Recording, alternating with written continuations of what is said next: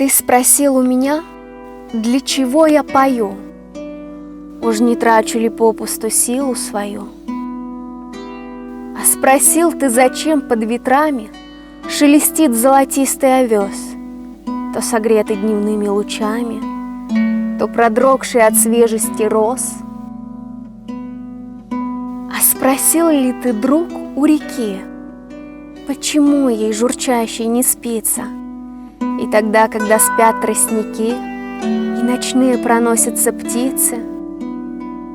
А спросил ли ты, друг, для чего заливается песнею звонкой соловей над родимой сторонкой?